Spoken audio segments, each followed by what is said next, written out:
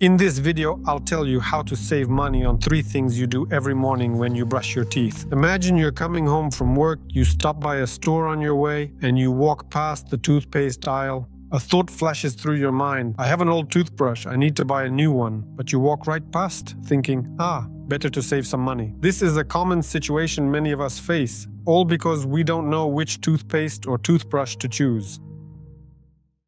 The first thing I don't spend money on is an expensive toothbrush. I'm not loyal to any brands at all, and I don't fall for marketing tricks. The first thing I pay attention to is, of course, the comfort or ergonomics of the toothbrush. The brush is very sturdy, and even when it's wet, it doesn't slip out of my hand. It's comfortable for me to hold. It's very stable during brushing, so I focus on the comfort of the brush itself and, of course, on the design of the head, where the bristles are located. I also pay attention to this so that I have easy access to the very back, the last teeth. I also always look at the brush itself, or rather the bristles of the brush. That's important too. For me, the first thing is, of course, the stiffness, whether the bristles themselves are hard or not, and most importantly, their ability to hold their shape.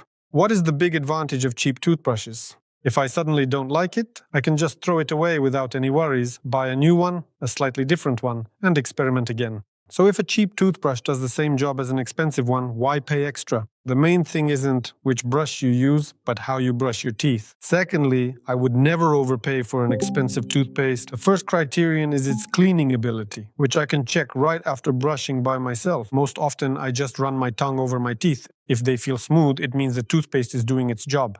And the second feature I look for in a toothpaste is its foaming ability. I like it when the toothpaste foams. It makes me feel like my teeth are really being cleaned. I'd also add that I like it when the toothpaste tingles a little on my tongue, or when it tingles on my gums. That's very comfortable for me, so that's how I choose my toothpaste. I don't pay any attention to brands or their price at all. I try to buy the cheapest ones and change them just like I change my toothbrush. I try to switch toothpaste every 3 or 4 months. Why is it important for you that the toothpaste tingles? What is that connected to? When toothpaste usually tingles, it contains antibacterial agents, triclosan, and other similar substances that actually kill the microflora. And when I brush my teeth with that kind of toothpaste, after experiencing that tingling, that burning sensation, I feel the effect of the toothpaste for a long time. The absence of any odor from my mouth and a lasting feeling of cleanliness. And you also mentioned that you check to make sure your teeth are smooth.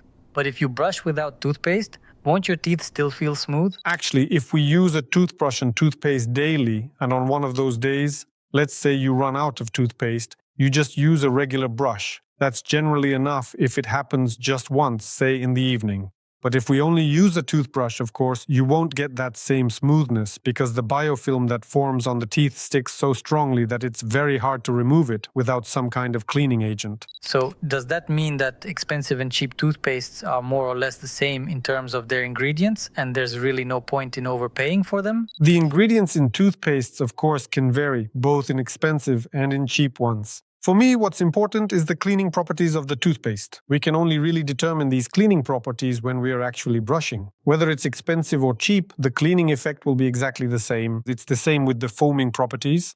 For me, if a toothpaste foams, whether it's expensive or cheap, it foams the same way, so I don't see any reason to pay extra. There are certain conditions where a doctor may prescribe a specific type of toothpaste, but that's a separate matter. And usually, a patient can only find that out during an appointment, like when you need a toothpaste with a higher fluoride content or one for gum protection. That's a personal situation, but here we're talking about cases where everything is fine with us. We are your average person who buys toothpaste and a toothbrush, so I don't see any reason to overpay here. So the main cleaning aspects, the elements, they're basically the same, Sure. right? Exactly right. And to avoid overpaying for expensive toothpaste and toothbrushes, subscribe to my Telegram channel. There are lots of useful tips like this there. The third thing I wouldn't overpay for is expensive dental floss. What's important is to use dental floss correctly, and whether it's expensive or cheap makes absolutely no difference. Because the main problem with dental floss is improper use, when a patient, while cleaning, injures the gum with the floss, more precisely the papilla, that very delicate papilla that surrounds each and every one of our teeth. That's what's dangerous. So whether it's expensive or cheap makes absolutely no difference. Almost all of these flosses have some kind of minty flavors, aftertastes, or scents, so the main thing is to do it very gently and carefully for your gums.